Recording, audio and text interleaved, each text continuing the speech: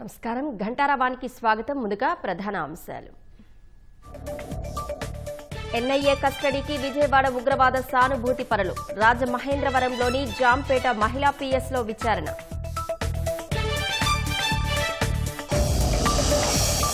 తెలుగుదేశం రాజ్యసభ అభ్యర్థుల నామినేషన్. వెంకటపాలెంలోని వెంకన్నకు నేతల పూజలు.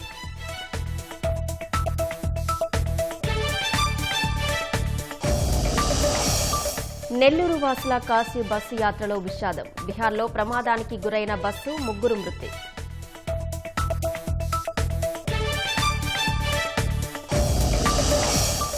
చెత్త కొండలను సంపదగా మారుస్తున్న గుంటూరు జిందాల్ ప్లాంట్. వేస్ట్ నుంచి విద్యుత్ ఉత్పత్తి చేస్తూ పర్యావరణానికి మేలు.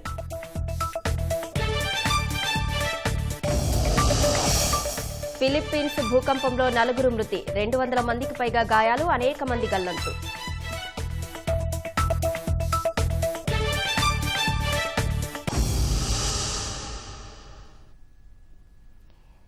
బిహార్లో రోడ్డు ప్రమాదానికి 3 నెల్లూరు జిల్లా వాసులు మృతి చెందారు. మరో 15 మందికి పైగా గాయపడ్డారు. కాశీ యాత్రకు వెళ్తుండగా ప్రమాదం జరిగింది.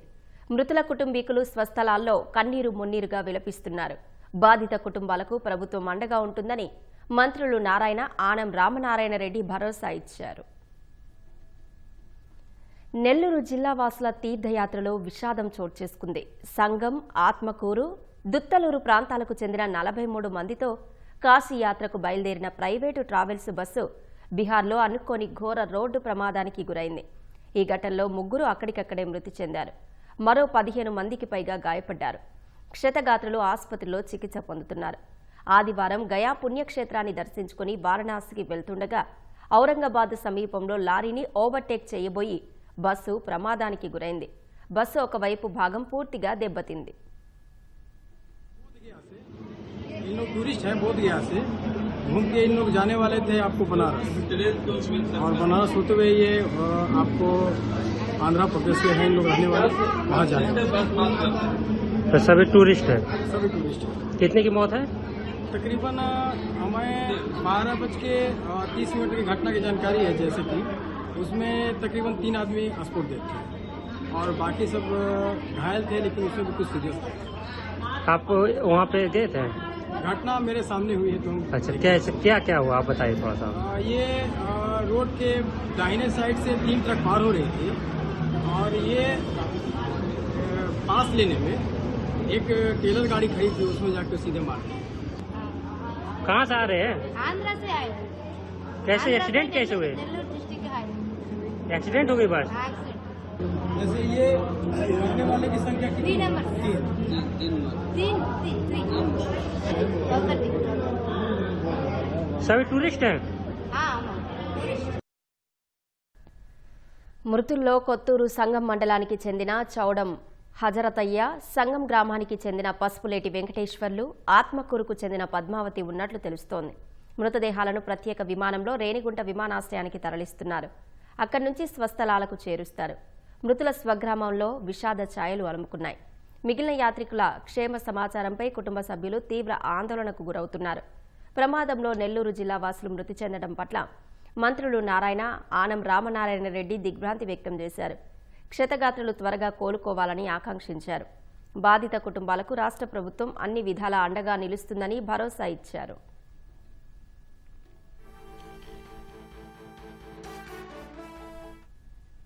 నెల్లూరు జిల్లా యాత్రికుల మృతి పట్ల సీఎం చంద్రబాబు విచారం వ్యక్తం చేశారు. క్షతగాత్రులకు తక్షణ వైద్య సాయం అందించాలని సీఎం చంద్రబాబు అధికారుల్ని ఆదేశించారు.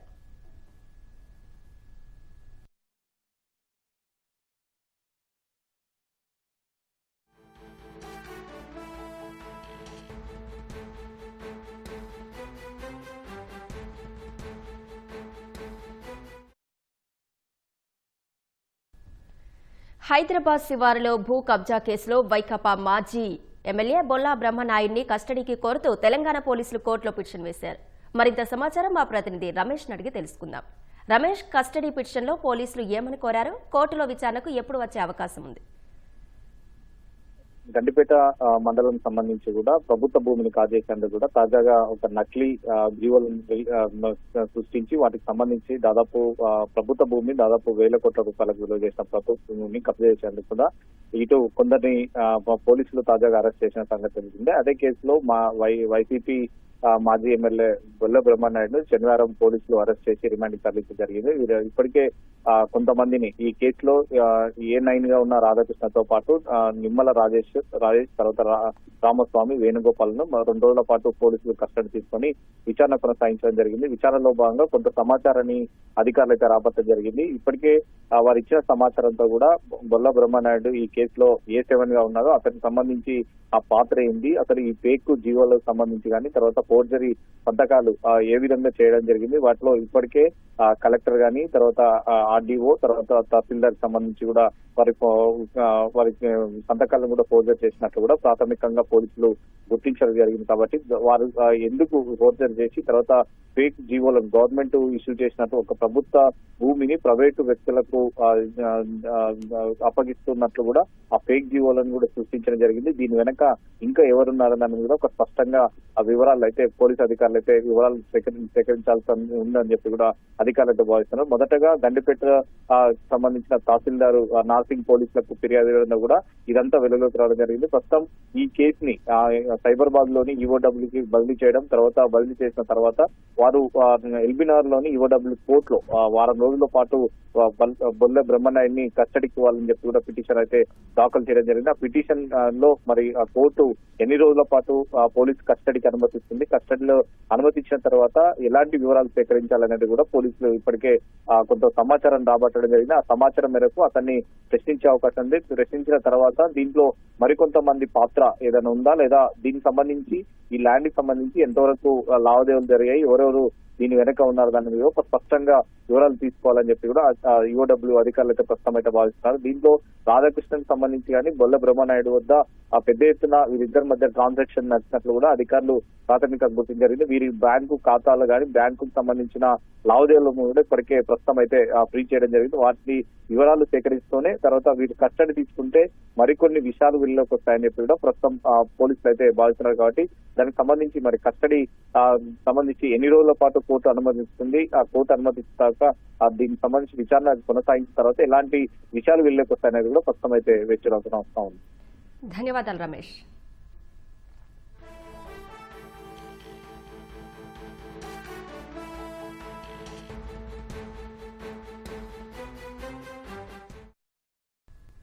స్వయం కృషితో అత్యున్నత స్థాయికి చేరి తెలుగు జాతికి ఎనలేని కీర్తి ప్రతిష్టలు తెచ్చిన దార్శనికుడు రామోజీరావు అని మంత్రి లోకేష్ అన్నారు. మీడియా మేరు నగధీరుడు రామోజీరావు 2వ వర్ధంతి సందర్భంగా లోకేష్ నివాళులర్పించారు. పారిశ్రామికవేత్తగా, పత్రికా సంపాదకుడిగా, స్టూడియో వ్యవస్థాపకునిగా, సినీ నిర్మాతగా పలు రంగాల్లో తనదైన ముద్ర వేశారని ఎక్స్లో పేర్కొన్నారు. బహుముఖ ప్రజ్ఞాశాలి రామోజీరావు సేవలను స్మరించుకుందామన్నారు. తెలుగుదేశం రాజ్యసభ అభ్యర్థులుగా సానా సతీష్, చింతకాయల విజయ్, భాష్యం రామకృష్ణ నామినేషన్లు దాఖలు చేశారు. అసెంబ్లీ ప్రాంగణంలో ఎన్నికల అధికారికి నామినేషన్ పత్రాలు సమర్పించారు. అంతకుముందు టీడీపీ కేంద్ర కార్యాలయంలోని ఎన్టీఆర్ విగ్రహానికి 3 నేతలు నివాళులర్పించారు. వెంకటపాలెంలోని వెంకటేశ్వర స్వామి దేవస్థానంలో ప్రత్యేక పూజలు చేశారు. సానా సతీష్ రెండోసారి రాజ్యసభకు వెళ్తుండగా భాష్యం రామకృష్ణ, చింతకాయల విజయ్ తొలిసారి పెద్దల సభలోకి అడుగుపెట్టనున్నారు.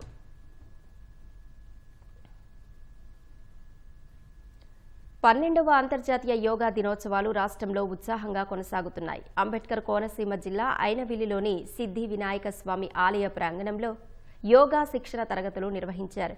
కాకినాడ జిల్లా అన్నవరం దేవస్థానంలో యోగాంధ్ర కార్యక్రమం ఘనంగా జరిగింది.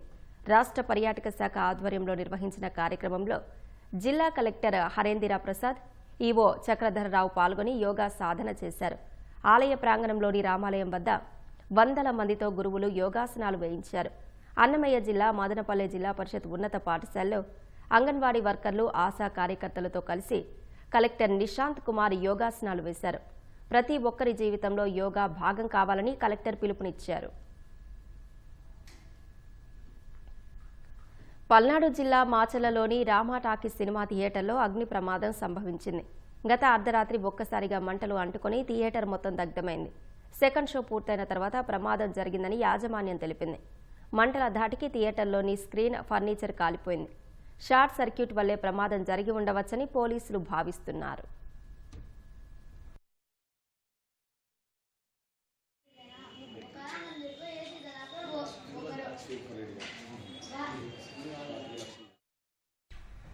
ఎన్టీఆర్ జిల్లా పెనుగంచిప్రోల్లోని తిరుపతమ్మ అమ్మవారి భక్తులపై కొందరు వ్యక్తులు దాడి చేశారు. మేకపోతును కోసిన తర్వాత డబ్బుల విషయంలో గొడవ జరిగినట్లు స్థానికులు తెలిపారు. అమ్మవారి దర్శనానికి వచ్చిన గుంటూరు జిల్లా కొల్లూరుకు చెందిన భక్తులు మునేరు అవతల మామిడి తోటలో విడిది చేశారు. వీరిపై స్థానికంగా మేకపోతులు కోసేవారు కత్తులు కర్రలతో విరుచుకుపడ్డారు. దాడిలో గూడపాటి ఆంజనేయులు, పోలంకి శ్రీనివాసరావు, శ్రీపతి నాగరాజుతో పాటు మరో ఇద్దరికి గాయాలయ్యాయి. ప్రాణాలు కాపాడుకునేందుకు భక్తులు భయంతో పరుగులు తీసినట్టు తెలుస్తోంది. ఎస్ఐ అర్జున్ తన సిబ్బందితో వెళ్లి వారిని కాపాడారు. గాయాలైన వారికి పెనుగంచిప్రోలు ప్రభుత్వ వైద్యశాలలో చికిత్స అందించారు.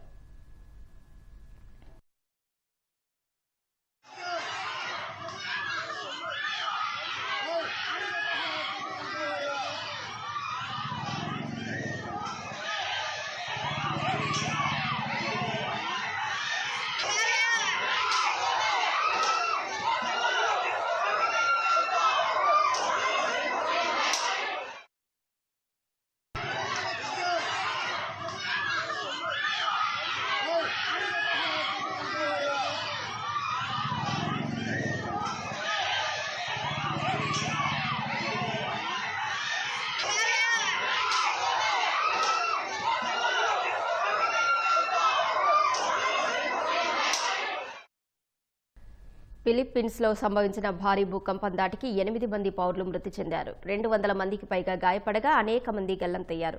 దక్షిణ ఫిలిప్పీన్స్లోని మిండనావో దీవి వద్ద సంభవించిన భూకంప తీవ్రత రిక్టర్ స్కేల్పై 7.8గా నమోదైంది. పలు నగరాల్లో పెద్ద ఎత్తున భవనాలు ధ్వంసమయ్యాయి. జనరల్ షాంటోస్ నగరానికి సమీపంలో భూకంప కేంద్రాన్ని గుర్తించారు. భూకంపం సంభవించిన వెంటనే పసిఫిక్ సునామీ హెచ్చరికల కేంద్రం తీర ప్రాంతాలకు భారీ సునామీ హెచ్చరికలను జారీ చేసింది. ఫిలిప్పీన్స్ తీరంలో 4 అడుగుల ఎత్తున సునామీ అలలు ఎగిసిపడ్డాయి. ఇండోనేషియా, మలేషియా తీరాలకు 1 మీటర్ ఎత్తున అలలు దర్శనమిచ్చాయి. కాసేపటికి సునామీ ముప్పు తప్పిందని పసిఫిక్ సునామీ హెచ్చరికల కేంద్రం ప్రకటించింది. స్కూళ్లు తెరిచిన తొలి రోజే ప్రమాదం జరగడం విద్యార్థుల తల్లిదండ్రులను భయాందోళనకు గురిచేసింది. పలు నగరాల్లో విద్యుత్ సరఫరా, ఇంటర్నెట్ వ్యవస్థలు నిలిచిపోయాయి. భూకంపం తర్వాత కూడా రిక్టర్ స్కేల్పై 6.1 తీవ్రతతో శక్తివంతమైన ప్రకంపనలు వస్తుండటంతో సహాయక చర్యలకు ఆటంకం కలిగింది.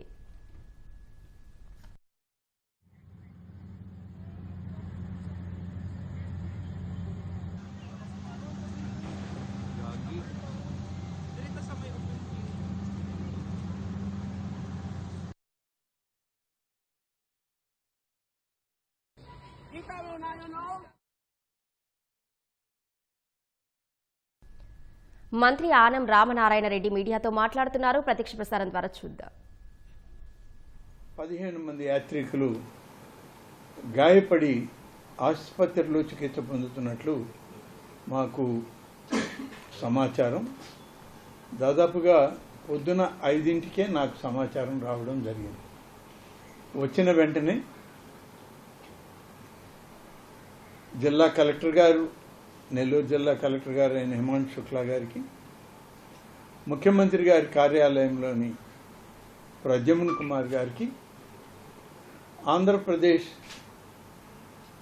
భవన్ ఢిల్లీలో ఏదైతే ఉందో అక్కడున్న కమిషనర్ ఆర్జా శ్రీకాంత్ గారికి ఈ వివరాలన్నింటినీ కూడా వారి దృష్టిలో పెట్టడం, వారు వెనువెంటనే ముఖ్యమంత్రి గారికి ఈ సమాచారాన్ని ఇచ్చిన తర్వాత ఆయన ఎవరెవరితో అవసరమైన కార్యక్రమాలు చేయాలి అనే దాంట్లో ఎవరెవరు అధికారులతో మాట్లాడాలో వెంటనే స్పందించండి, వాళ్ళకి కావలసిన అన్ని రకాల సౌకర్యాలను ఏర్పాటు చేయండి, ప్రమాదకరమైనటువంటి పరిస్థితుల్లో ఉన్న వాళ్ళని కాపాడండి అని చెప్పి ముఖ్యమంత్రి గారు వెంటనే ఆదేశాలు ఇవ్వడం జరిగింది.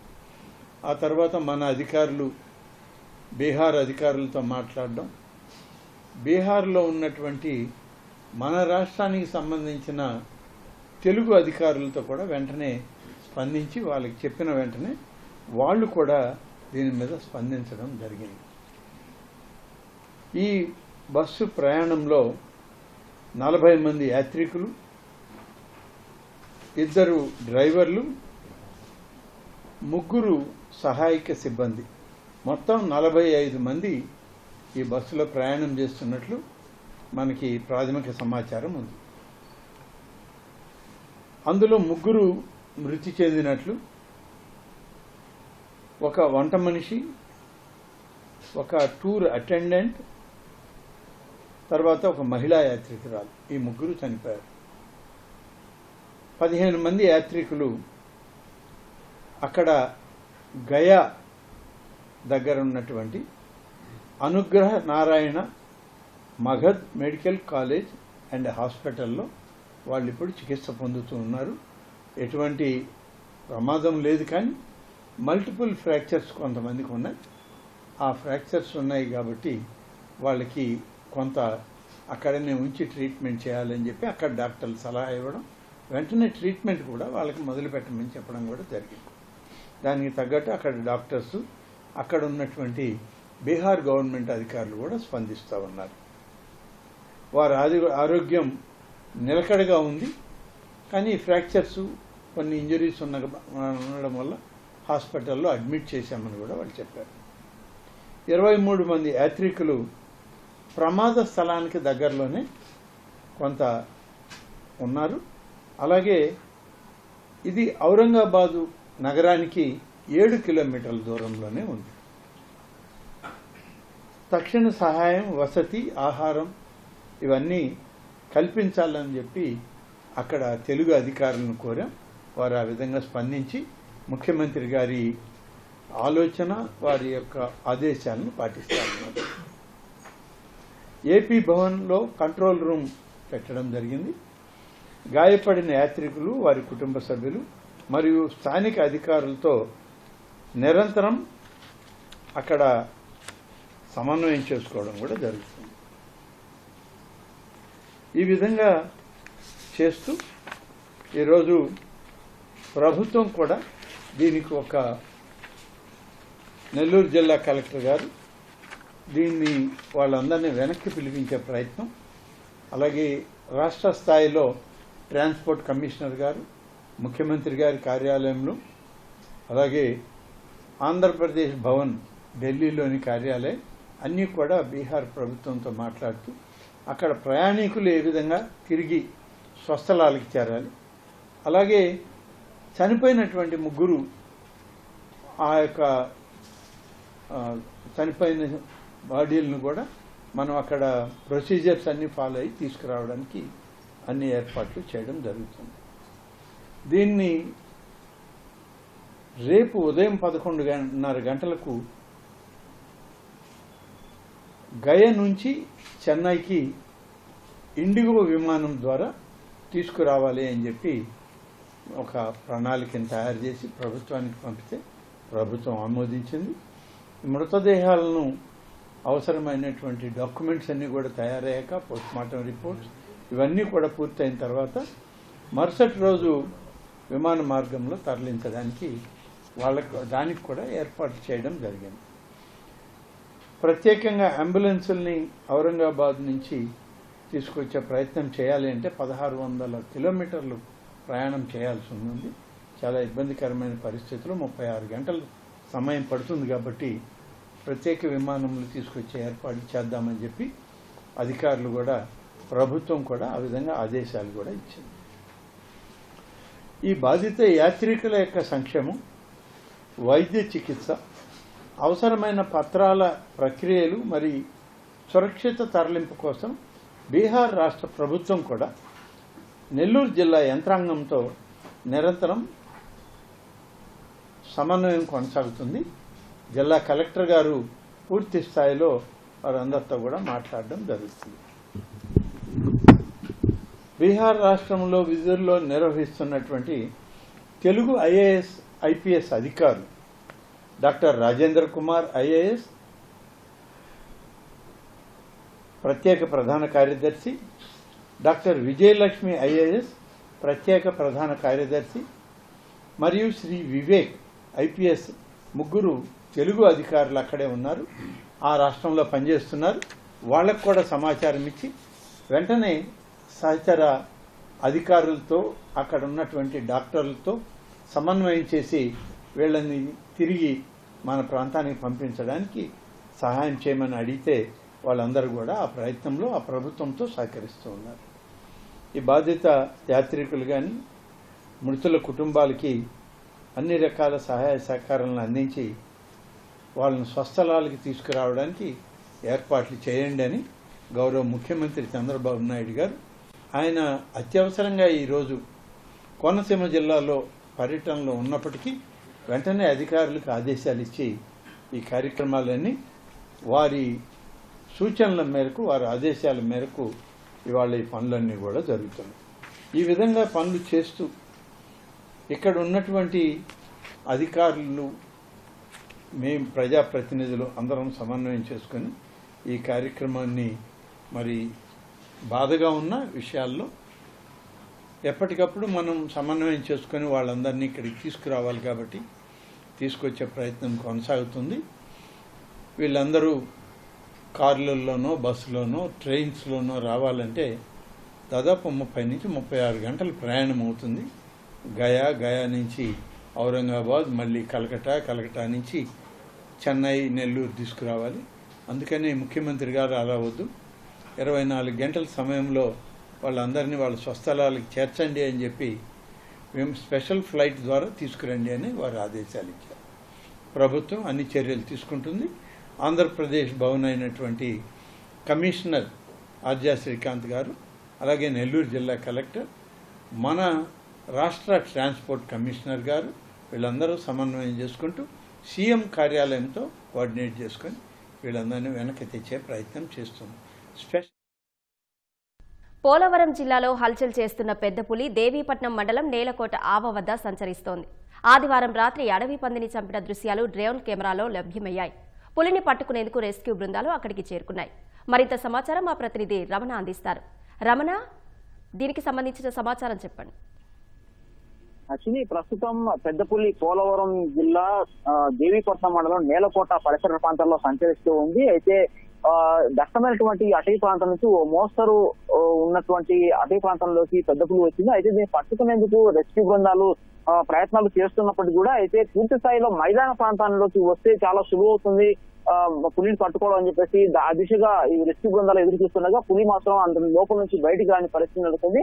అయితే కొద్ది దూరం మాత్రమే వెళ్లి అక్కడే ఉండిపోతున్న పరిస్థితి ఉంది. సాధారణంగా 3 రోజుల నుంచి సమీప గ్రామాల్లో అలాగే పశువుల పైన దాడి చేయని పరిస్థితి ఉంది.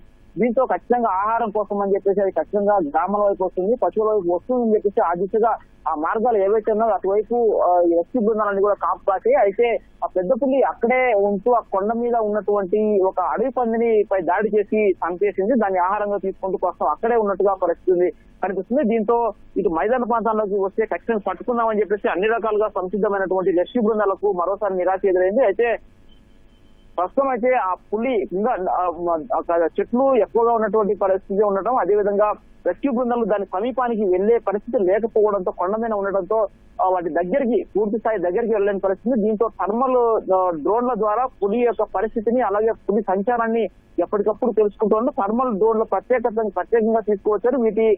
వీటి వల్ల రాత్రి వేళల్లో కూడా స్పష్టంగా పగలపూట ఎలా అయితే చిత్రీకరిస్తామో అదే విధంగా రాత్రి వేళల్లో కూడా పులి యొక్క ఇమేజ్ ని, పులి యొక్క ఫోటోను, వీడియోలను కూడా తీసేటువంటి అవకాశం ఉంటుంది. దీని ద్వారా రాత్రి వేళల్లో కూడా పులి ఎటువైపు వెళ్తుంది, ఏ దారిలో వెళ్తుంది, ఎటువైపు మనం వెళ్ళాలి, పట్టుకోవడానికి ఎటువైపు వెళ్ళాలనేటువంటి అంశాన్ని కూడా ఎప్పటికప్పుడు డ్రోన్ లో వచ్చే వీడియో ఆధారంగా అధికారులు అయితే ఎప్పటికప్పుడు చూస్తూ దాన్ని రెస్క్యూ ఆపరేషన్ కొనసాగిస్తారు. ఇప్పుడు కూడా రెస్క్యూ ఆపరేషన్ అనేది కొనసాగుతూనే ఉంది. ఇటు హనుమాన్ బృందాలు మొత్తం 19 బృందాలు ఆ చుట్టుపక్కలనే ఉన్నాయి. అలాగే షూటర్లు కూడా నైపుణ్యత కలిగినటువంటి షూటర్లు కూడా వాటికి మత్తు ఇంజక్షన్ వేసేందుకు గాను దూరం నుంచే సూటిగా పులికి మత్తు ఇంజక్షన్ వేసి దాన్ని పట్టుకునేందుకు గాను సిద్ధంగా ఉన్నారు. అయితే పులి మాత్రం ఆహారంగా తీసుకొని దాన్ని అడవి పందిని చంపేసి దాన్ని ఆహారంగా తీసుకొని కొండపైన ఉన్నట్టుగా తెలుస్తుంది. దాని కదలికలు ప్రస్తుతానికి కనిపించడం లేదు. దీన్ని కదిలి కిందికి మైదాన ప్రాంతానికి వస్తేనే తను పట్టుకోగలమని చెప్పి చాలా సులభతరం అవుతుందని చెప్పేసి ఆ ఫారెస్ట్ అధికారులు అలాగే రెస్క్యూ బృందాలు చెబుతున్నాయి. అయితే మరోవైపు చూస్తే కనుక సీతానగరం అనేది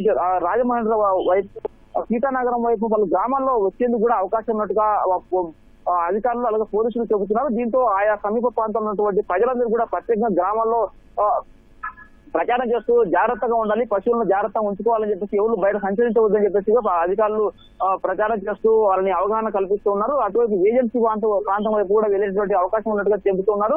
మొత్తంగా చూస్తే కనుక ఇటు మైదాన ప్రాంతం వైపు వస్తే ఖచ్చితంగా పట్టుకోగలమని చెప్పేసి ఆ దిశగానే అటువైపున దాదాపు 200 మంది రెస్క్యూ టీం బృందాలు కూడా ప్రస్తుతం ఆ చుట్టుపక్కల మోహరించి పులిని పట్టుకునేందుకు ప్రయత్నాలు చేస్తూ ఉన్నారు. ప్రస్తుతం అయితే పులి సంచారం లేనటువంటి పరిస్థితుల్లో మరి సాయంత్రం వేళలో కానీ అలాగా బయటికి వస్తే ఖచ్చితంగా పట్టుకుంటాం అని చెప్పేసి అధికారులు చెబుతున్నారు. ఉన్నతాధికారులు కూడా ఇక్కడే ఉండి నిరంతరం పర్యవేక్షిస్తూ తగిన యాక్షన్స్ తీసుకుంటున్న పరిస్థితి కనిపిస్తుంది కదా. ధన్యవాదాలు రమణ. టీడీపీ రాజ్యసభ అభ్యర్థులు నామినేషన్ దాఖలు చేశారు. ప్రస్తుతం మీడియాతో మాట్లాడుతున్నారు. ప్రత్యక్ష ప్రసారం ద్వారా చూద్దాం. చంద్రబాబు గారి విజనరీ ఎలా ఉంటుందో అందరికీ తెలిసిందే. దానికి తగ్గట్టుగా ఆ వేవ్ లెంత్ అందుకునే విధంగా మేము కూడా కష్టపడి మరి అందరం రాష్ట్రానికి కావాల్సిన నిధులు కానివ్వండి, ప్రాజెక్టులు కానివ్వండి తీసుకురావడానికి మరి సమిష్టిగా కృషి చేస్తామని తెలియజేస్తున్నాం. ముఖ్యంగా మా లోకేష్ గారు ఎంతో ఇష్టంతో తీస్తున్న విద్యాశాఖ, మా ప్రొఫెషన్ కూడా విద్య కాబట్టి మరి ఆ విద్యాశాఖకు సంబంధించి సెంట్రల్ నుంచి ఏమేమి కావాలో సదుపాయాలు కానివ్వండి, ఫండ్స్ కానివ్వండి, ఏం కావాలి, ఏ కార్యక్రమం అయినా సరే ముందుగా ఆంధ్రప్రదేశ్కి వచ్చే విధంగా మేమందరం కలిసి కృషి చేస్తామని తెలియజేస్తూ మాకు ఈ అవకాశం ఇచ్చినందుకు మరొకసారి మరి తెలుగుదేశం కార్యకర్తలకి, తెలుగుదేశం నాయకులకి, ముఖ్యంగా చంద్రబాబు నాయుడు గారికి, లోకేష్ గారికి ధన్యవాదాలు తెలియజేస్తున్నాం. జై తెలుగుదేశం కార్యకర్త.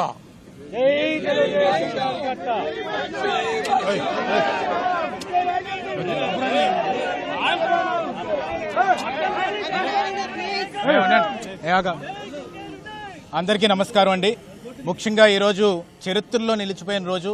ఎందుకు నీ మాట అంటున్నానంటే, నారా చంద్రబాబు నాయుడు గారు నేషనల్ పార్టీ ప్రెసిడెంట్ వర్యులు, అలాగే నారా లోకేష్ గారు వర్కింగ్ ప్రెసిడెంట్ వర్యులు, ఈరోజు పల్లా శ్రీనివాస్ గారు రాష్ట్ర అధ్యక్షులు, అందరూ కూర్చొని ఈరోజు ఎట్టి పరిస్థితుల్లోని అన్ని వర్గాలకి న్యాయం చేయాలనే ఏకైక ఉద్దేశంతో బీసీల్లో యువకుడన్న నాకు ఈ అవకాశం ఇవ్వడం అనేది ఇది పార్టీ మూలం. అంటే పార్టీ రూట్స్ ఏంటంటే ఎన్టీ రామారావు గారు స్థాపించినప్పుడు బీసీలకి అతి పెద్దపేట వేసి వెన్నెముక్కలా నించోపెట్టారు ఆయన. ఈరోజు నారా లోకేష్ గారు వర్కింగ్ ప్రెసిడెంట్ అయిన తర్వాత మొన్న మహానాడులు వేదిక మీద ఎంతోమంది యువకులు, ఎంతోమంది కొత్త మొహాలు వచ్చి మాట్లాడుతున్నప్పుడు, గలమెత్తుతున్నప్పుడు ప్రతి కార్యకర్త కూడా ఎంతో సంతోషపడ్డాడు. ఈరోజు నేను కష్టపడినందుకు బీసీ సామాజిక వర్గం నుంచి నన్ను నారా లోకేష్ గారు, నారా చంద్రబాబు నాయుడు గారు తిను పెద్దల సభలో మాట్లాడాలి, తన గలం ఎత్తాలని చెప్పి ఈరోజు ఆలోచించారంటే ప్రతి ఒక్క కార్యకర్త, ప్రతి ఒక్క తెలుగుదేశం పార్టీ నికాసైన నిజాయితీ అయిన కార్యకర్తలందరూ కూడా భుజస్కంధాల మీద జెండా మోసిన ప్రతి ఒక్కడూ కూడా ఈరోజు మా ముగ్గురిని చూసి గర్వపడుతున్నారని చెప్పి సందర్భంగా మీ అందరికీ సవినీయంగా మనవి చేసుకుంటున్నాను. నారా లోకేష్ గారు, నారా చంద్రబాబు నాయుడు గారు ఎప్పుడు కూడా ఒకటే ఏంటంటే కార్యకర్తని తీసుకొచ్చి అధినాయకుడి కింద సింహాసనం మీద కూర్చోబెట్టాలని చెప్పి ఆలోచన విధానాన్ని ఈరోజు ఇంప్లిమెంట్ చేస్తున్నారని చెప్పి సందర్భంగా చెప్పదలుచుకున్నాను. ఇది అన్ప్రెసిడెంటెడ్, ఎప్పుడూ కూడా చరిత్రలో జరగలేని విధంగా ఈ సెలక్షన్ ఈ విధంగా జరగడం అనేది సంతోషకరమైన విషయం. ఈరోజు రాజ్యసభ నామినేషన్కి సానా సతీష్ గారు, నేను కానీ లేకపోతే భాష్యం రామకృష్ణ గారు కానీ ప్రతి ఒక్కరు కూడా తెలుగుదేశం పార్టీ జెండాని రెపరెపలాడించే విధంగా ముందుకు తీసుకెళ్తాం. ఢిల్లీలోని గలం వినిపించే విధంగా నారా చంద్రబాబు నాయుడు గారి గైడెన్స్లోని, ఆయన విజనరీ గైడెన్స్లోని, నారా లోకేష్ గారు స్పీడ్ ఆఫ్ బిజినెస్ అంటారు, స్పీడ్ ఆఫ్ ప్రతిదీ కూడా అథెంటికేషన్ ఉండాలి, మాటిస్తే నిలబడే నిక్కాసైన వ్యక్తి నారా లోకేష్ గారు అని చెప్పి ఈ సందర్భంగా నేను చెప్పదలుచుకున్నాను. ఎందుకు ఈ మాట అంటున్నానంటే యువగలంలో ఏ మాట ఇచ్చినా కానీ అది నిలబెట్టుకున్నారు. జాబ్ క్యాలెండర్ విషయంలో నిలబెట్టుకున్నారు, బీసీలకి న్యాయం చేస్తానని ఈరోజు నిలబెట్టుకున్నారు. ప్రతి ఒక్క కార్యకర్త ఎవరైతే ఎక్కడన్నా కష్టపడితే ప్రతి మూలన కూడా నారా లోకేష్ గారు తనని ఐడెంటిఫై చేసి తీసుకొచ్చి సింహాసనం మీద కూర్చోబెడుతున్నారు. అలాంటి నాయకత్వంలో ఉన్నందుకు గర్వపడుతున్నానని చెప్పి ఈ సందర్భంగా మీ అందరికీ సవినీయంగా మనవి చేసుకుంటున్నాను. జై తెలుగుదేశం, జై చంద్రబాబు, జై నారా లోకేష్ గారు, జోహార్ ఎన్టీఆర్.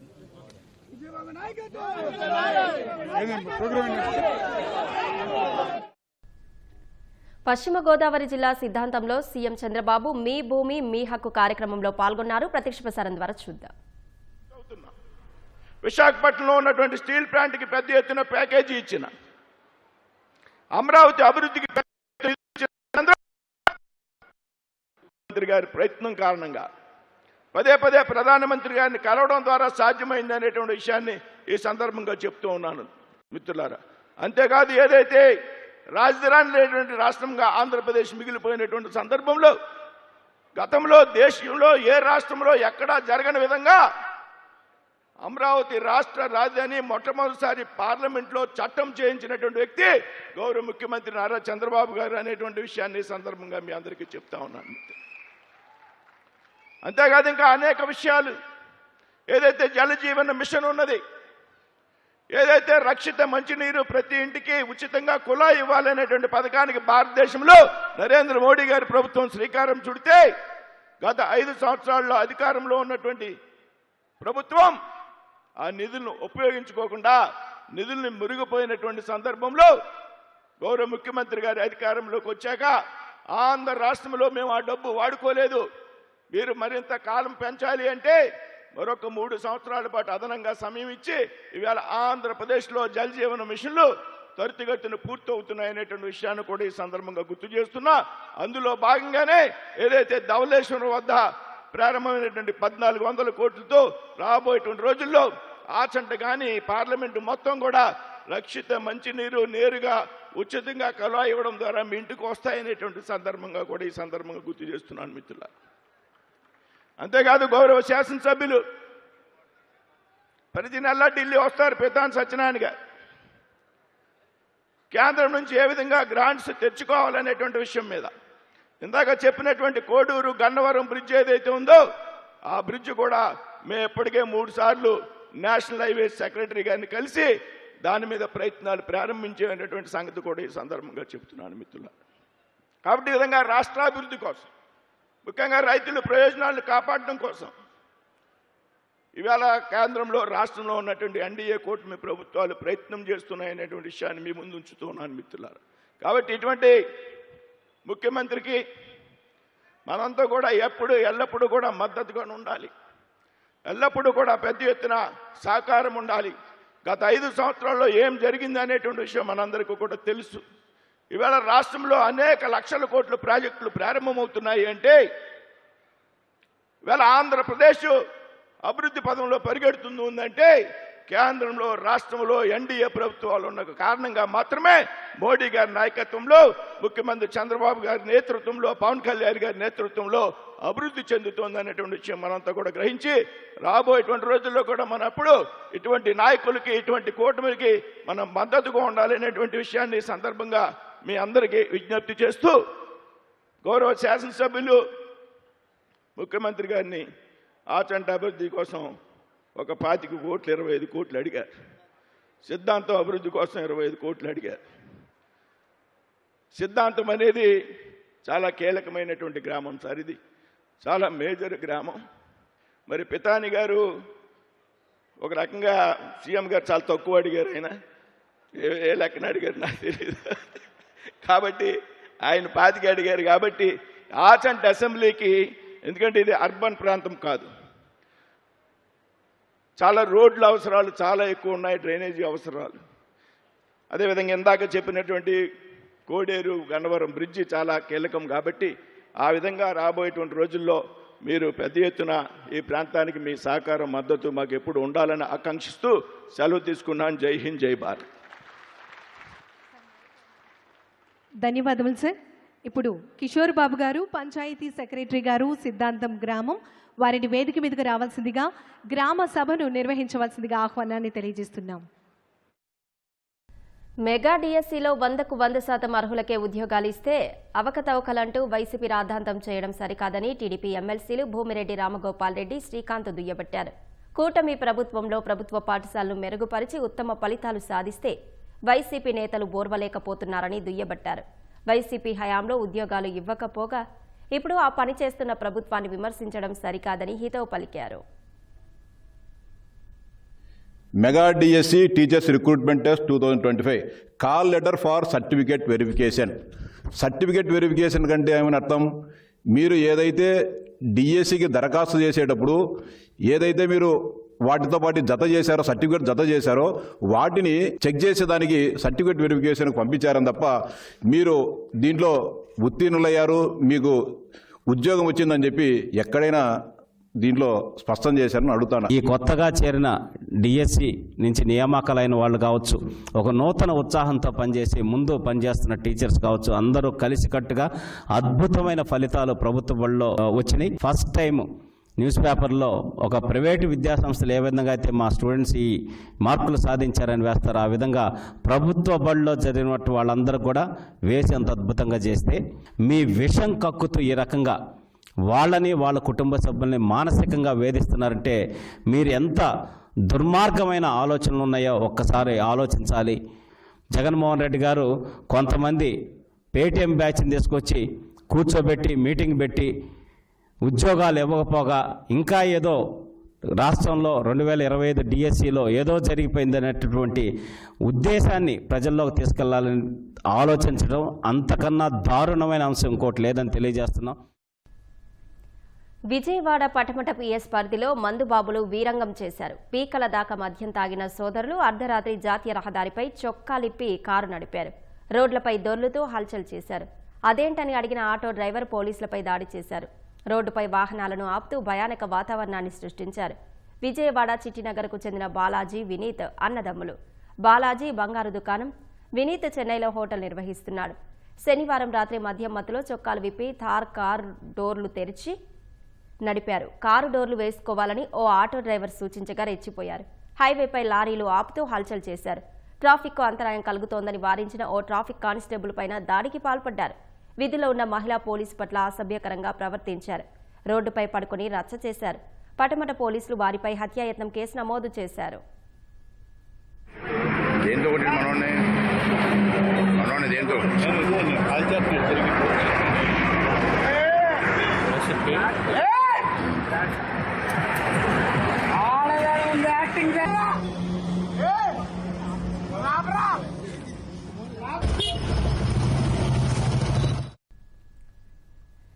చిత్తశుద్ధి ఉంటే చెత్త కొండలనైనా సంపద గనులుగా మార్చవచ్చని నిరూపిస్తోంది కూటమి ప్రభుత్వం. చెత్త నుంచి సంపద సృష్టించాలన్న సీఎం చంద్రబాబు విజన్ను గుంటూరు శివారులో ఉన్న Jindal waste to energy plant నిజం చేస్తోంది. గత వైసీపీ ప్రభుత్వ నిర్వాకంతో నగరాలు, పట్టణాల్లో పేరుకుపోయిన చెత్త గుట్టలను కరిగించి విద్యుత్ ఉత్పత్తి చేస్తోంది. రోజు 1650 టన్నుల చెత్తను ఖాళీ చేస్తూ పర్యావరణానికి మేలు చేస్తోంది. నవ్యాంధ్ర రాజధాని అమరావతి ప్రాంతంలో కీలకమైన నగరం గుంటూరు. నగరానికి వలస వచ్చే జనాభాతో పాటు చెత్త విపరీతంగా పెరిగిపోతుంది. వాస్తవానికి ఈ చెత్తతో గుంటూరులోని డంపింగ్ యార్డులు కొండలను తలపించాలి. కానీ నగరంతో పాటు పరిసర పట్టణాల్లో ఎక్కడ చూసినా చెత్త ఆనవాళ్లు లేకుండా పరిశుభ్ర వాతావరణం దర్శనమిస్తోంది. గుంటూరు సహా ఉమ్మడి గుంటూరు జిల్లాలోని పట్టణాలు చెత్త నుంచి స్వచ్ఛంగా మారడానికి కారణం Jindal waste to energy plant. చెత్త నుంచి సంపద సృష్టించాలనే సీఎం చంద్రబాబు సంకల్పం నుంచి ఈ ప్లాంటుకు 2016లో నాటి టీడీపీ ప్రభుత్వంలో బీజం పడింది. గుంటూరు శివారు, పల్నాడు జిల్లా కొండవీడు పరిధిలో 15 మెగావాట్ల సామర్థ్యం గల ప్లాంటును జిందాల్ సంస్థ 340 కోట్ల రూపాయలతో ఏర్పాటు చేసింది.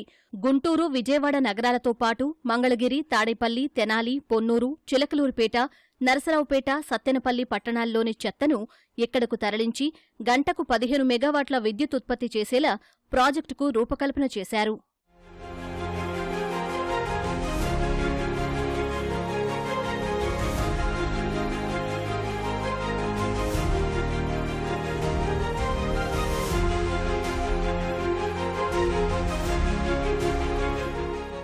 Jindal waste to energy plant నుంచి గంటకు 15 మెగావాట్ల విద్యుత్ ఉత్పత్తి చెయ్యాలంటే రోజూ 1200 టన్నుల చెత్త అవసరం. దీంతో మంత్రి నారాయణ విజయవాడ కార్పొరేషన్తో పాటు తాడేపల్లి, మంగళగిరి కార్పొరేషన్ సహా మరో 5 మున్సిపాలిటీల ద్వారా చెత్తను ప్లాంటుకు సరఫరా చేసేలా చర్యలు తీసుకున్నారు. ఈ 1200 టన్నుల చెత్త మండించేందుకు 600 టన్నుల సామర్థ్యం గల 2 బాయిలర్లు ఏర్పాటు చేశారు. అధునాతన యూరప్ సాంకేతిక పరిజ్ఞానంతో ప్లాంట్ నిర్మించారు. పబ్లిక్ ప్రైవేటు పార్ట్నర్షిప్ పీపీపీ పద్ధతిలో నిర్మించిన ఈ ప్లాంట్ కోసం 10% మార్కెట్ విలువతో భూమిని జిందాల్ సంస్థకు లీజుకు ఇచ్చారు. కార్పొరేషన్లు, మున్సిపాలిటీలు తమ పరిధిలోని చెత్తను ఈ ప్లాంటుకు సరఫరా చేస్తున్నాయి. ప్రారంభంలో మొత్తం 9 ప్రాంతాల నుంచి చెత్త ప్లాంటుకు రాగా ప్రస్తుతం ఆ సంఖ్య 18కు చేరింది. అద్దంకి, టంగుటూరు, రేపల్లె, బాపట్ల, చీరాల, మచిలీపట్నం, తాడిగడప, పాలకొల్లు ఇలా పలు మున్సిపాలిటీల నుంచి 1600 టన్నుల చెత్త వస్తుండగా విద్యుత్ ఉత్పత్తి 15 మెగావాట్ల నుంచి 20 మెగావాట్లకు పెరిగిందని ప్లాంట్ నిర్వాహకులు తెలిపారు. ఇది ఒక చెత్తకే కాదు సొల్యూషన్, ఇది ప్లాస్టిక్ వేస్ట్కి సొల్యూషన్, నెక్స్ట్ అగ్రికల్చర్ వేస్ట్ కూడా సొల్యూషన్, లెగసీ వేస్ట్ నుంచి తీసిన ఆర్డీఎఫ్ కూడా సొల్యూషన్. అది 20 మెగావాట్ పర్ అవర్ జనరేట్ చేస్తున్నాము. చెత్త వచ్చేసి రోజుకి 1650 టన్నులు వస్తుంది. మేము కన్జ్యూమ్ చేసేది 1400 టన్నులు కన్జ్యూమ్ చేస్తున్నాం. But government of Andhra Pradesh, honourable chief minister గారు, నెక్స్ట్ మినిస్టర్ నారాయణ గారు వాళ్ళ విజన్తో ఇంకొక 6 ప్లాంట్లు యాడ్ చేస్తున్నారు. దానిలో కాకినాడ, నెల్లూరు 2 ప్లాంట్లు జిందాల్కి వచ్చినాయి. Already Kakinada plant land works start అయిపోయినాయి. నెల్లూరు షార్ట్లీ స్టార్ట్ చేస్తాము. కడప, కర్నూలు వచ్చి యాంతోనీ లారాకు వచ్చినాయి. నెక్స్ట్ విజయవాడ, నెక్స్ట్ తిరుపతి వచ్చేసి ఇప్పుడు బిడ్డింగ్ ప్రాసెస్కి వెళ్తుంది. మన స్టేట్లో రోజుకి 7,200 టన్స్ చెత్త జనరేట్ అవుతుంది. ఈ ప్లాంట్ వచ్చేసి 1,400 టన్నులు, వైజాగ్ ఒక 1,500 టన్నులు, 2,700 టన్నులు. ఈ ప్లాంట్ అన్నీ కలిపేసి ఇంకొక 4,000 టన్నులు, ఆల్మోస్ట్ 80% చెత్త మెయిన్ సిటీస్ నుంచి మనం కలెక్ట్ చేయొచ్చు. చెత్త నుంచి వెలువడే మీథేన్, కార్బన్ డయాక్సైడ్, లీచెడ్ వంటి ప్రమాదకరమైన కారకాలు భూగర్భ జలాలను తీవ్రంగా కలుషితం చేస్తాయి. ఈ సమస్యలన్నింటికీ జిందాల్ ప్లాంట్ పరిష్కారం చూపుతోంది. ప్లాంటుకు వచ్చిన చెత్త నుంచి మాస్ ఇన్సినరేషన్ విధానంలో విద్యుత్ ఉత్పత్తి చేస్తున్నారు. ఇక్కడ చెత్త నుంచి విద్యుత్ తయారీ ప్రక్రియను రాష్ట్రంలోని వివిధ ప్రాంతాల్లో అమలు చేసేందుకు ఉప ముఖ్యమంత్రి పవన్ కళ్యాణ్, మంత్రి నారాయణ పలుమార్లు ప్లాంటును పరిశీలించారు. ఈ జిందాల్ పవర్ ప్లాంట్ గంటకి చూసుకుంటే 20,000 మెగావాట్ల విద్యుత్తునైతే చుట్టుపక్కల ఉన్నటువంటి కార్పొరేషన్ల దగ్గర నుంచి చెత్తా చెదారం సేకరించి ప్రతిరోజు కూడా ఉత్పత్తి చేస్తున్నారు. దీనివల్ల చెత్తా చెదారం సమాజం నుంచి దూరం అవడమే కాకుండా ఎంతో విలువైన విద్యుత్ అనేది అటు రాష్ట్రానికి కానీ అదేవిధంగా స్థానిక కార్పొరేషన్లకి అందుబాటులోకి వస్తుంది. కెమెరామెన్ సోమేష్తో వీరాంజనేయులు, ఈటీవీ న్యూస్, పల్నాడు జిల్లా. ఢిల్లీలో ఇండియా కూటమి సమావేశమైంది. ఇండియా జన్ బంధన్ పేరుతో నిర్వహిస్తున్న సమావేశానికి డీఎంకే, ఆప్ దూరంగా ఉన్నాయి. మరింత సమాచారం మా ప్రతినిధి అరుణ్ అడిగి తెలుసుకుందాం. అరుణ్, ఇండియా కూటమి నేతల సమావేశం అజెండా ఏంటి? భారతదేశంలో ఉన్నటువంటి పరిస్థితులు, దాంతో పాటు ఇటీవల జరిగినటువంటి 5 రాష్ట్రాలకు సంబంధించినటువంటి ఎన్నికలకు సంబంధించిన వ్యవహారంలో ఎన్నికలు నిర్వహించే ముందు అన్ని రాష్ట్రాల్లో ఎస్ఐఆర్ పేరుతో కేంద్ర ప్రభుత్వం అదేవిధంగా ఎన్నికల సంఘము చేస్తున్నటువంటి వ్యవహారాలు, దొంగ ఓట్లను తీసేస్తున్నారనే పేరుతో నిర్వహిస్తున్నటువంటి మొత్తం ప్రసంగము, దాంతో పాటుగా అన్ని రకాల దర్యాప్తు సంస్థలను, ఎన్ఐఏ కావచ్చు, సిబిఐ కావచ్చు, ఈడీ కావచ్చు, ఇలాంటి అన్ని రకాల దర్యాప్తు సంస్థలను దుర్వినియోగం చేస్తున్నారు, దేశంలో వ్యవస్థలన్నింటినీ ధ్వంసం చేస్తున్నారనేటువంటి అంశాలన్నింటినీ ప్రధాన ఎజెండాతో ఈరోజు ఇండియా కూటమి భేటీ కాన్స్టిట్యూషన్ క్లబ్ లో భేటీ అయింది. మల్లికార్జున ఖర్గే, రాహుల్ గాంధీ, సోనియా గాంధీ, వీరితో పాటుగా మిగతా ఇండియా కూటమికి సంబంధించినటువంటి కీలక నేతలంతా హాజరయ్యారు. కూటమి నేతల మధ్య పరస్పర వైరుధ్యాలు, విభేదాలు ఉన్నప్పటికీ కూటమి పరంగానే ఏకంగా ముందుకు వెళ్లాలి అనేటువంటి ఒక సంకల్పాన్ని ఈ కూటమి మీటింగ్ ద్వారా ఇవ్వాలి అని చెప్పని నేతలు నిర్ణయించారు. అయితే ఇప్పటి వరకు కూటమిలో భాగస్వామిగా ఉన్నటువంటి డిఎంకే ప్రస్తుతం ఈ రోజు జరుగుతున్నటువంటి భేటీకి దూరమైంది. తమిళనాడు ఎన్నికల్లో విజయ్కి మద్దతుగా, ప్రభుత్వ ఏర్పాటుకు మద్దతుగా కాంగ్రెస్ పార్టీ అదేవిధంగా వామపక్షాలు విజయ్కి సపోర్ట్ గా ఇవ్వడంతో ఆ నేపథ్యంలో డిఎంకే కాంగ్రెస్ పార్టీ వ్యవహరిస్తున్నటువంటి తీరు చాలా ఇబ్బందికరంగా ఉంది. కూటమి తీరుకు, కూటమి వ్యవహరించేటువంటి విధానాలకు విరుద్ధంగా ఉంది. కాబట్టి తాము కాంగ్రెస్ పార్టీతో దూరంగా జరుగుతామని చెప్పి ప్రకటించింది. ఆ నేపథ్యంలోనే తమిళనాడు నుంచి వైగో మినహా మిగిలిన కీలకమైనటువంటి ఏ ఒక్క పార్టీకి ప్రస్తుతం ఇండియా కూటమిలో చోటు లేకుండా పోయింది. వీరితో పాటుగా ఇప్పటి వరకు కూటమిలో భాగస్వామిగా ఉన్నప్పటికీ కూటమికి సంబంధించినటువంటి ప్రధానమైనటువంటి యాక్టివిటీస్ అన్నిటికీ దూరంగా ఉన్న తృణమూల్ కాంగ్రెస్ ఇప్పుడు లీడ్ పార్ట్ తీసుకోవడానికి, ఎక్కువ భాగస్వామ్యం అవటానికి ఎక్కువ ఉత్సాహం చూపిస్తున్నట్లుగా కనిపిస్తోంది. ఆ నేపథ్యంలోనే ఇండియా కూటమి భేటీకి హాజరవుతాను అని చెప్పి స్వయంగా మమతా బెనర్జీ ఇటీవల ప్రకటించి ఒకరోజు భేటీ జరిగేటువంటి ఒక రోజు ముందుగానే ఢిల్లీకి చేరుకున్నారు. ప్రస్తుతం ఇండియా కూటమి నేతలంతా కాన్స్టిట్యూషన్ క్లబ్ లో భేటీ అయి ఉన్నారు. ఈ భేటీ ముగిసిన తర్వాత ఇండియా కూటమి ఒక తీర్మానం చేయబోతుంది. ఆ తీర్మానం సంబంధించి భవిష్యత్తు కార్యాచరణకు సంబంధించినటువంటి వివరాలన్నింటినీ వెల్లడించబోతున్నారు. ధన్యవాదాలు అరుణ్.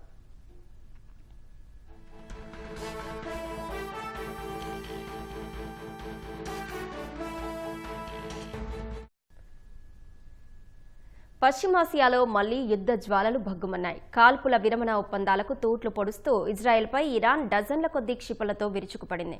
అటు ఇరాన్ వ్యాప్తంగా క్రూయిజ్ మిస్సైళ్లతో విధ్వంసం సృష్టించి నెతన్యాహు సేన ప్రతీకారం తీర్చుకుంది. అమెరికా అధ్యక్షుడు ట్రంప్ హెచ్చరికలను కూడా పక్కన పెట్టేసి టెహరాన్ సహా అనేక ఇరాన్ నగరాలపై విరుచుకుపడింది ఇజ్రాయెల్. ఇజ్రాయెల్ మధ్య మరోసారి తీవ్ర ఘర్షణలు తలెత్తాయి. కాల్పుల ఒప్పందం కుదిరినప్పటికీ లెబనాన్పై ఐడిఎఫ్ దాడులు కొనసాగిస్తుండటంతో ఆగ్రహించిన ఇరాన్ ఇజ్రాయెల్పై క్షిపణుల వర్షం కురిపించింది. ఇజ్రాయెల్ సైనిక సదుపాయాల లక్ష్యంగా దాడులకు దిగింది. ఏప్రిల్లో కాల్పుల విరమణ కుదిరిన తర్వాత ఇజ్రాయెల్పై ఇరాన్ దాడి చేయడం ఇదే తొలిసారి. పశ్చిమ ఇరాన్ నగరమైన కెర్మాన్ షాన్ ఆకాశం గుండా ఇజ్రాయెల్ వైపు దూసుకెళ్తున్న మిస్సైళ్ల వీడియోలను ఇరాన్ విడుదల చేసింది. ఇజ్రాయెల్ దురాక్రమణ చర్యలు ఆపకపోతే పర్షియన్ గల్ఫ్, హార్ముజ్ జలసంధి సహా ప్రాంతంలోని అన్ని అమెరికా, ఇజ్రాయెల్ స్థావరాలపై తీవ్రస్థాయిలో దాడులు ఉంటాయని ఇరాన్ రెవల్యూషనరీ గార్డ్స్ హెచ్చరించింది. ఇజ్రాయెల్పై ఇరాన్ మిస్సైళ్లను ప్రయోగించగా వాటిని చూసిన ఇరానీయులు రోడ్లపైకి వచ్చి సంబరాలు చేసుకున్నారు.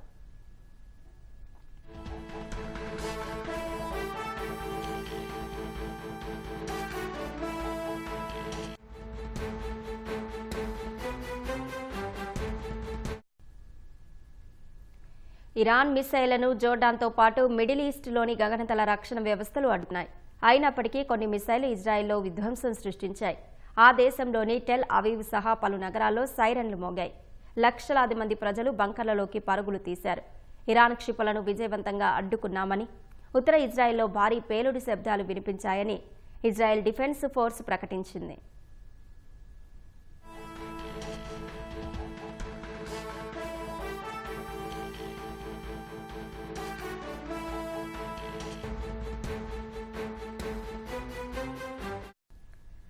ఇరాన్పై ఇజ్రాయెల్ కూడా ప్రతీకార దాడులకు దిగింది. రాజధాని టెహరాన్ సహా ఇరాన్ వ్యాప్తంగా క్రూయిజ్ మిస్సైల్లో యుద్ధ విమానాలతో విరుచుకుపడింది. తబ్రిజ్, కరాజ్, నజఫాబాద్, ఇస్ఫహాన్లోనూ పేలుల శబ్దాలు వినిపించాయి. ఇరాన్ దాడుల తర్వాత వెంటనే ఇజ్రాయెల్ ప్రధాని నెతన్యాహుకు అమెరికా అధ్యక్షుడు ట్రంప్ ఫోన్ చేశారు. ప్రతీకార దాడులు చేయవద్దని కోరారు. అయితే తాము చేసి తీరుతామని నెతన్యాహు తేల్చి చెప్పినట్లు అంతర్జాతీయ మీడియా తెలిపింది. ఇజ్రాయెల్ దాడుల నేపథ్యంలో ఇరాన్ అప్రమత్తమైంది. టెహ్రాన్లోని ప్రధాన విమానాశ్రయమైన ఇమామ్ ఖొమోనీ అంతర్జాతీయ విమానాశ్రయం చుట్టుపక్కల గగనతలాన్ని తక్షణమే మూసివేసింది. ఈ దాడుల్లో జరిగిన ఆస్తి, ప్రాణ నష్టానికి సంబంధించిన వివరాలను ఇరాన్ అధికారికంగా వెల్లడించలేదు.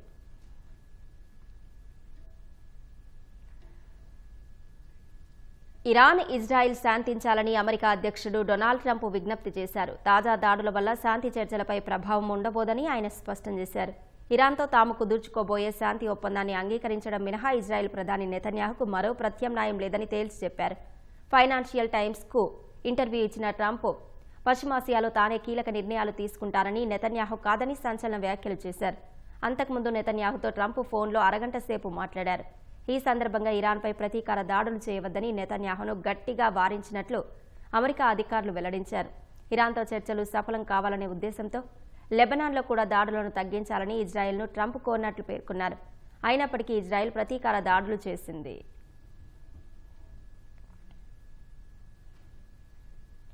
యుద్ధంలో నష్టపోయిన మధ్యప్రాచ్య దేశాలకు పరిహారం ఇచ్చేందుకు స్తంభింపజేసిన ఇరాన్ ఆస్తులను వినియోగించాలన్న అమెరికా ప్రతిపాదనలపై టెహ్రాన్ బగ్గుమంది. వివిధ దేశాల్లోని తమ ఆస్తులను యుద్ధ నష్టపరిహారంగా మారిస్తే ఊరుకునేది లేదని, తీవ్ర పరిణామాలు ఎదుర్కోవాల్సి వస్తుందని ఇరాన్ హెచ్చరించింది.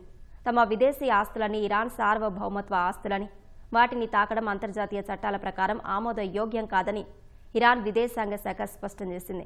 ఇరాన్పై యుద్ధం అమెరికా ప్రధాన భాగస్వామిగా ఉన్నందున ఈ సంక్షోభానికి అమెరికాతో పాటు దాని మిత్ర దేశాల బాధ్యత వహించాలని డిమాండ్ చేసింది. ఇరాన్పై దాడులు చేయడానికి తమ భూభాగాన్ని, సైనిక సదుపాయాలను ఇచ్చిన దేశాలకు పరిహారం పొందే హక్కు లేదని తెలిపింది.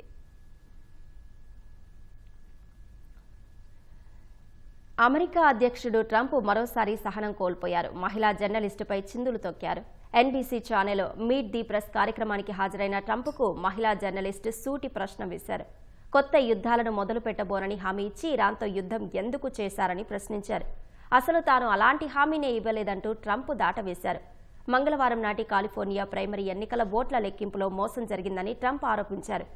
అయితే అందుకు ఆధారాలుంటే బయటపెట్టాలని జర్నలిస్ట్ క్రిస్టన్ వెల్కర్ కోరగా ట్రంప్ సహనం కోల్పోయారు. అక్రమ నెట్వర్క్, నీచమైన పత్రికలంటూ మీడియాను తిట్టిపోశారు. మైక్ తీసేసి కాలితో తొక్కి వెళ్లిపోయారు. Your elections are crooked, and you're crooked, and Meet the Press is crooked, and so is ABC, and CBS, and CNN. But Mr. President, you're one-sided crooked network. So let's call it quits, because I've had enough. Thank you, darling. Have a good time. Mr. President, let's please. I traveled all the way to Wisconsin.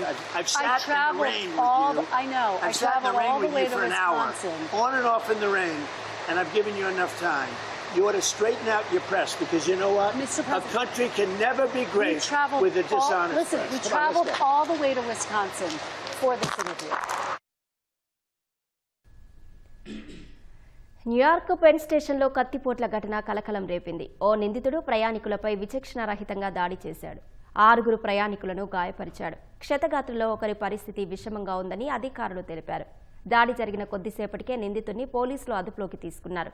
Pen station సమీపంలో ఉన్న Madison square garden వేదికగా మరికొన్ని గంటల్లో NBA finals జరగాల్సి ఉంది. ఈ మ్యాచ్ను వీక్షించేందుకు America అధ్యక్షుడు డొనాల్డ్ ట్రంప్ స్టేడియంకు రానున్నారని తెలిసింది. ఈ క్రమంలో కత్తిపోట్ల ఘటన జరగడం అధికారులను ఆందోళనకు గురిచేసింది. వెంటనే సీక్రెట్ సర్వీస్ అధికారులు, న్యూయార్క్ పోలీసులు ఆ ప్రాంతంలో విస్తృత తనిఖీలు చేపట్టారు. మమతా బెనర్జీ తృణమూల్ కాంగ్రెస్ పార్టీకి తొలిసారి పార్లమెంటులో భారీ ఎదురుదెబ్బ తగిలింది. టీఎంసీ సీనియర్ నేత సుఖేందు శేఖర్ రాజ్యసభ సభ్యత్వంతో పాటు పార్టీకి రాజీనామా చేశారు. అంతర్గత తిరుగుబాటుతో సంక్షోభం ఎదుర్కొంటున్న వేళ మమతకు ఈ ఊహించని పరిణామం ఎదురైంది. సుఖేందు శేఖర్కు టీఎంసీతో సుదీర్ఘ అనుబంధం ఉంది. 2011 నుంచి 3 పర్యాయాలు ఆయననే మమతా బెనర్జీ రాజ్యసభకు నామినేట్ చేశారు. సుఖేందు శేఖర్ వాటలోనే మరికొందరు ఎంపీలు నడుస్తారనే ప్రచారం టీఎంసీని భయపెడుతోంది. రాజీనామా తర్వాత ఆర్జీకర్ వైద్య కళాశాలలో వైద్యురాలపై హత్యాచార ఘటనను ఆయన ప్రస్తావించారు. అప్పటి కోల్కతా పోలీస్ కమిషనర్తో పాటు కళాశాల ప్రిన్సిపల్ను విచారించాలని అప్పుడే తాను కోరినా మమతా సర్కార్ పట్టించుకోలేదని గుర్తు చేశారు. సాక్ష్యాలను తారుమారు చేయడంలో వారి హస్తముందని, తనకు అనుమానముందని తెలిపారు. అప్పుడే టీఎంసీతో సుఖేందు శేఖర్ సంబంధాలు చెడినప్పటికీ ఎస్ఐఆర్ వ్యతిరేక పోరాటానికి మద్దతుతో పాటు మరికొన్ని నిర్ణయాల కోసం ఆయన పార్టీలోనే కొనసాగారు. ఢిల్లీలో ఆకస్మిక వర్షం, ఈదురుగాల్లో ఇందిరాగాంధీ అంతర్జాతీయ విమానాశ్రయం సిబ్బందిని ఉరుకు పెట్టించాయి. గంటకు 80 కిలోమీటర్ల వేగంతో వీచిన గాలుల ధాటికి విమాన సామాగ్రి, లాడర్లు కొట్టుకుపోయి రన్వేపై నిలిపి ఉంచిన 3 ఎయిర్ ఇండియా విమానాలను బలంగా ఢీకొట్టాయి. ప్రమాదంలో 3 విమానాల బాడీ, రెక్కల భాగం పాక్షికంగా ధ్వంసమయ్యాయి. విమానాశ్రయ సిబ్బంది పరుగులు తీసి వాటిని ఆపేందుకు యత్నించినా అప్పటికే నష్టం వాటిల్లింది. ఆ 3 విమానాల మరమ్మతులకు తరలించారు. ఇందులో ఒక విమానానికి తీవ్ర నష్టం వాటిల్లినట్లు విమానాశ్రయ వర్గాలు వెల్లడించాయి. ఆకస్మిక వర్షం కారణంగా ఎయిర్పోర్ట్ రన్వే, టార్మాక్ ప్రాంతాలు పూర్తిగా జలమయమయ్యాయి. ప్రయాణికుల సామాగ్రి పెట్టెలు కొట్టుకుపోయిన దృశ్యాలు వైరల్ అయ్యాయి. గ్రౌండ్ సేఫ్టీ ప్రోటోకాల్స్ పాటించకపోవడం వల్ల జరిగిన ఈ ఘటనపై DHCA విచారణ చేపట్టనుంది.